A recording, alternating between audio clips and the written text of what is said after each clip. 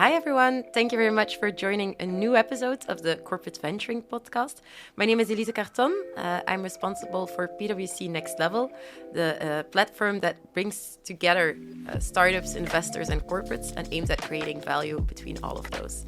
It's been a while since we published new episodes of this podcast, but we have the perfect occasion to relaunch this, as Antwerp Management School has just published a much anticipated white paper on how to measure and report on innovation.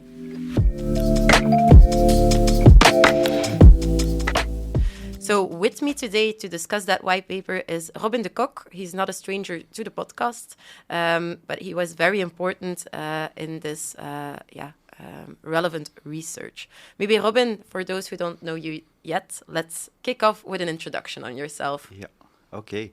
Hi, Elise. So my name is Robin de Kok. I'm a professor in innovation entrepreneurship at the Antwerp Management School, and I'm also a guest professor at ETH Zurich.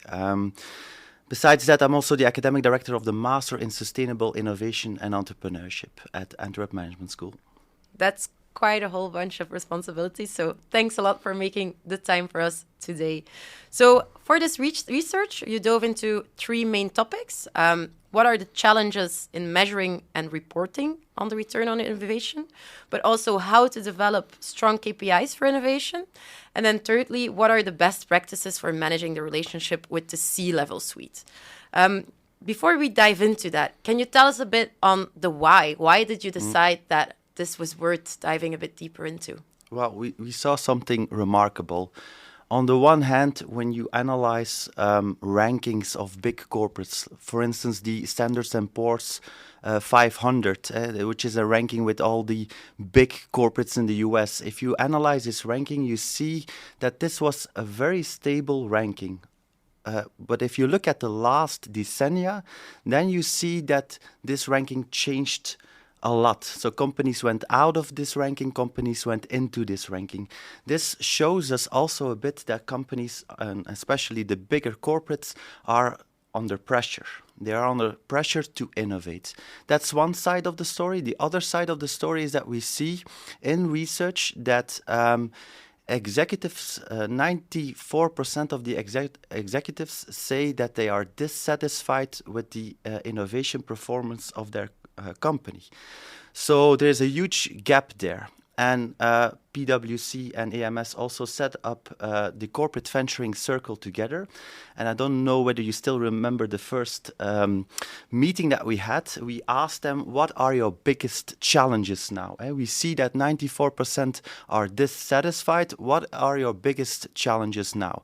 And one of the things that came back is how do we measure innovation and how do we report on this innovation progress towards C-level? That was a big challenge. And if you think about it, HR departments, marketing departments, finance departments, they sound very logical in a company, but the innovation department is not always standard part of the organization. And that sometimes comes and goes when changing CEOs, changing C-level, changing economic environment, and so on. So how can an innovation leader within a company make sure that he reports on innovation, that he or she also measures innovation so that he or she can build up innovation also on the long term? Yeah, I'm very happy that you also mentioned our corporate venturing circle. We've been organizing quarterly gatherings now for over 2 years, in which we bring together corporate venturing leaders of different Belgian companies active in different industries that already have dedicated responsibilities when it comes to open innovation and corporate venturing.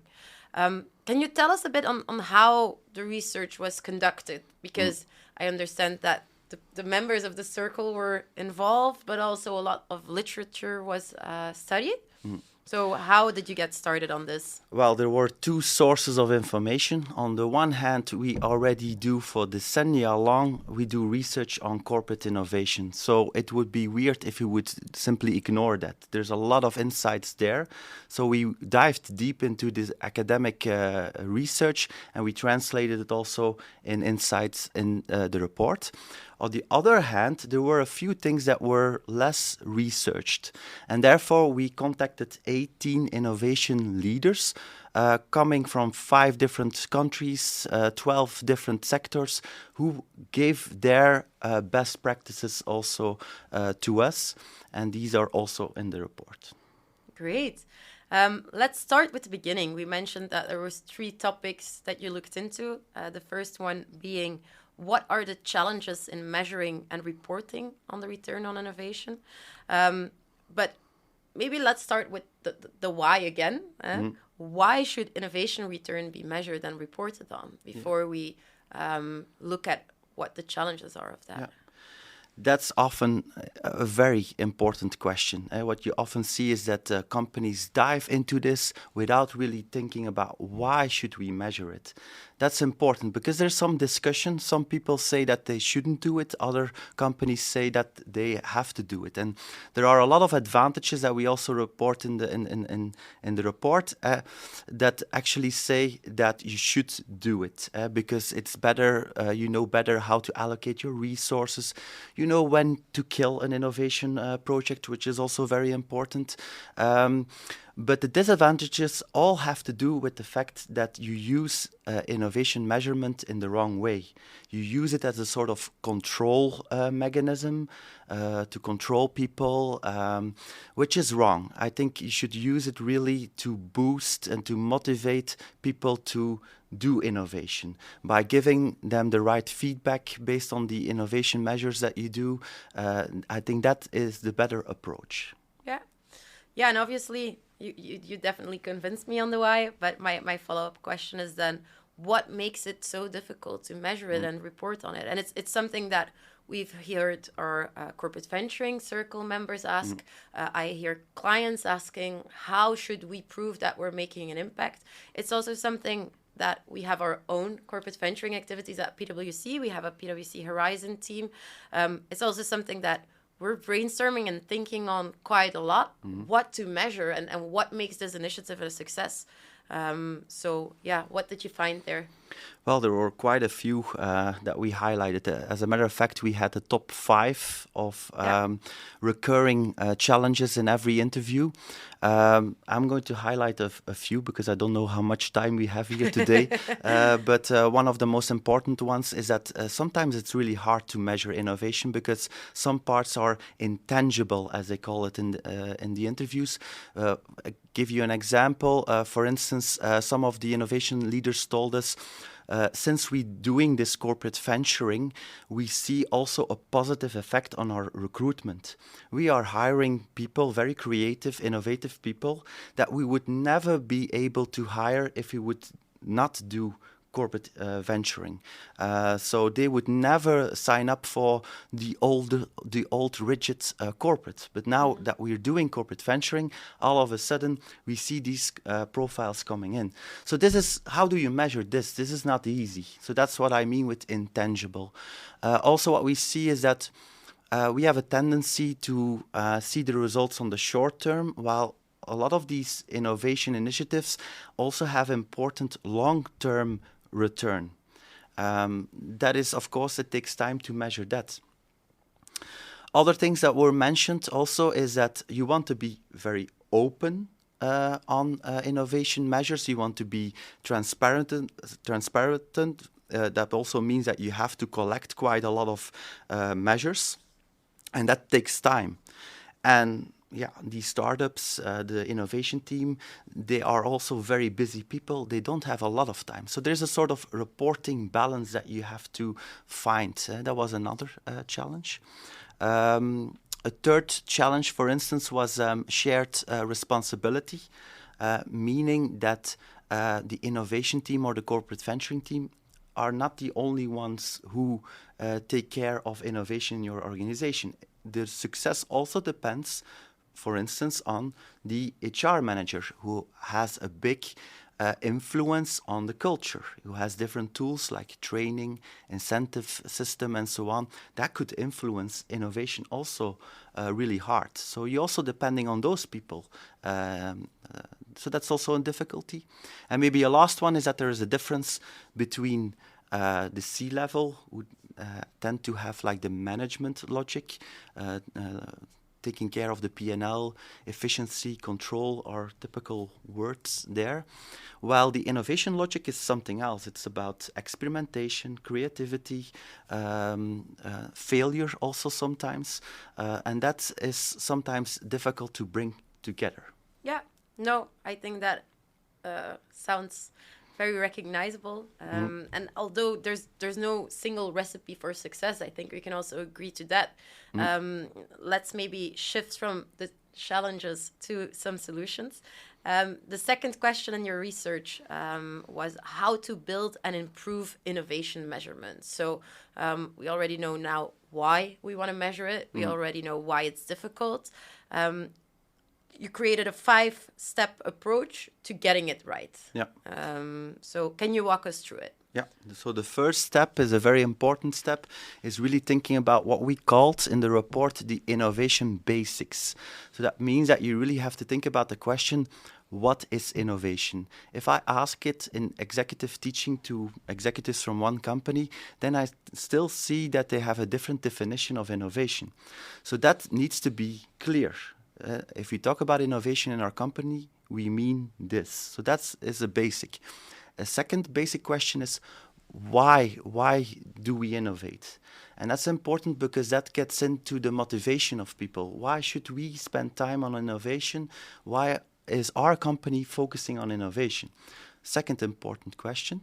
And a third question is, how do we do innovation? Are we focused more on external corporate venturing, looking around in our environment to interesting startups?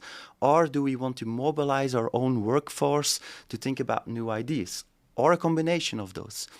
Those three questions are important to align on because they have a big influence on how you will measure innovation. So that's step one. I fully agree. It's something that I've also seen at clients that are very motivated to get started on corporate venturing. But then if you speak to different C-level people in the company, the CFO thinks that corporate venturing is ideal for using cash that is available and get financial return in a few years.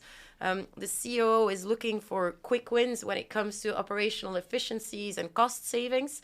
And sometimes the CEO really looks at it as something that has an impact on branding, reputation, and they all have different goals. And if you don't align them, at least one of the three will not be happy with the results because they're really trying to achieve different things by different means. So I couldn't agree more that it sounds simple, but it's can be quite an extensive exercise to get everyone aligned on that. And it's crucial to make it a success. Yeah.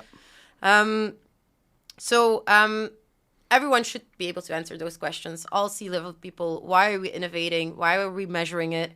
And how are we going to innovate? So what's next now? Let's imagine that we've established that in our company. Yeah. What do we do next? That's already an achievement, I think, for many companies out there. But the next step is then to really look at, okay, what is the data that we are already collecting as we speak today? Because probably you're already collecting interesting data on innovation, maybe not with that label, but it will say something about innovation. So first, I think it's an interesting exercise to look into your own company. What are the data streams out there that we might want to build upon? And maybe you already have some innovation measures already, and then it's interesting to see, okay, what is the feedback there? Are they working or not? And can we recycle maybe a few of them or maybe all of them? That's step 2 for me. Yeah. So, ja, sorry, ik ben even mijn draad kwijt. Geen probleem. Je moet gewoon oppikken waar hij zegt, so that's step 2 for me. En dan moet je maar zien hoe je het wilt Mag ik even iets drinken? Ja. Ja, ik kan er wel gebruik van maken. Dus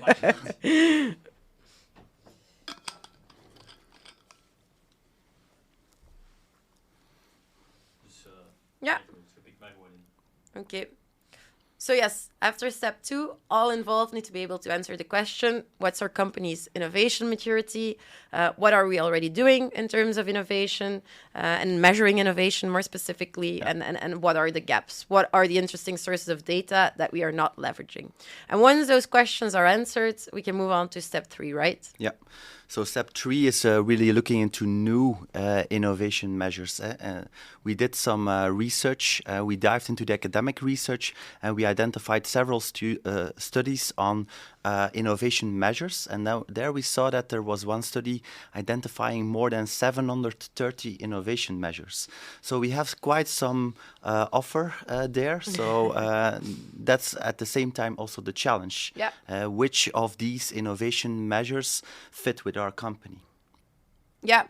And are those metrics rather quantitative or qualitative? What we see from research is that, and we see it also in the interviews, most of them, if they use innovation measures, most of them are quantitative. So numbers. And that's, of course, one side of the story. I think it's better to have a balance between quantitative and qualitative measures. Quantitative measures, numbers, they say something, but you don't know the story behind it. So you also need the qualitative. And especially in the beginning, when you're starting innovation, then it's hard to have quantitative measures because they don't say much. And then it's better to have more qualitative ones also. Yeah, so the combination is important. The example that you gave in the beginning of this podcast where there was a big effect on the type of people that the company could recruit in functions other than innovation, you can't really put that in numbers. But it would be a pity to completely let that out of the equation. That's right. Yeah. And if we compare like input versus process KPIs, how does that look like when it comes to innovations? Well, I think there are 3 types. So input, process, and output. What we see most of the times is that they tend to have output measures. Output measures are measures on the innovation performance, success, and so on. Well, I think it's also important to have a bigger picture and to know what is the effort and the investment that you put into innovation, because there could also be an issue. Maybe it could be that your employees are not engaged enough with innovation, or maybe startups are not finding your corporate. So that could also be what input measures show us.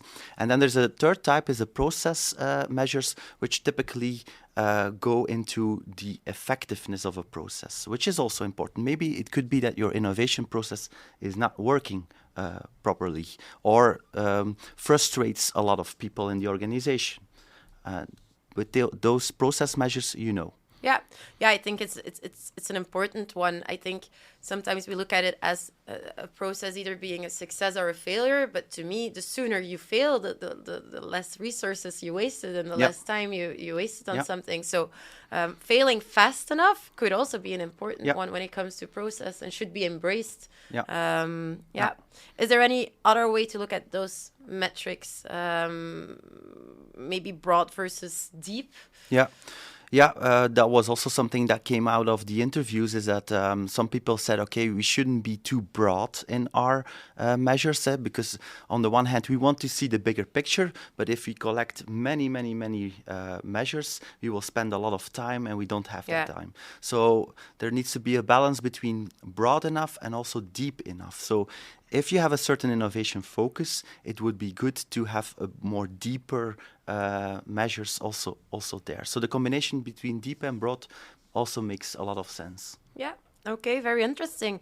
So at the end of this step, you should be able, as a corporate, to answer the questions: what innovation KPIs could we use?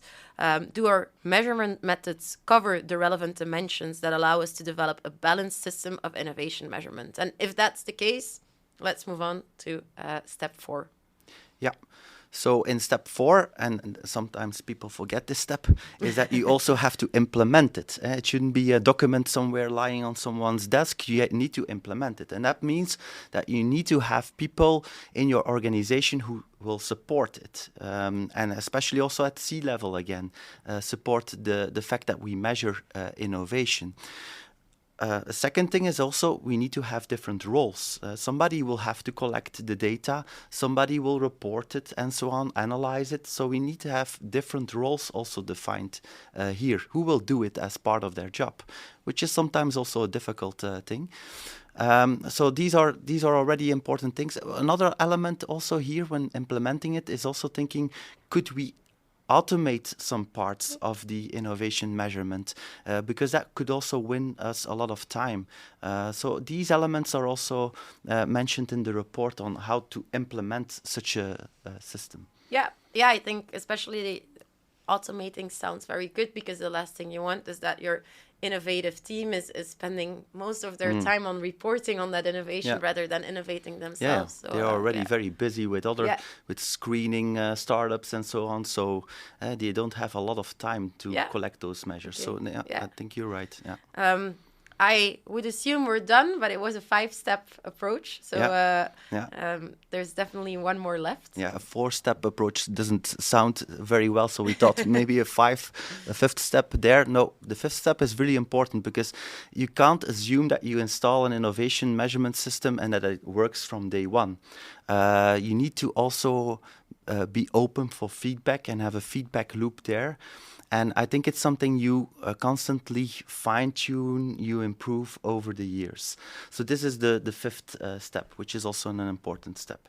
Yeah, I think it's highly important, not only because you need to improve the way of reporting and collecting the data, even if objectives don't change, but knowing from clients with corporate venturing programs and also our own corporate venturing program, objectives change as well. We often hear that the more younger programs are looking for some quick wins to showcase to the company, we can bring you a return. Well, actually, that allows them to build further up on more longer-term objectives, which ask for different KPIs. So it's crucial to reflect on it from time to time. For sure. Yeah. Well, Robin, that was very, very insightful. I'm curious to hear more about the 3rd part of the research, which is about managing the relationships with C-level. But we'll have to wait until the next podcast to dive deeper into that one. I hope the listeners will tune in again. And I would like to thank you very much, Robin, for your time. Yeah, you're welcome.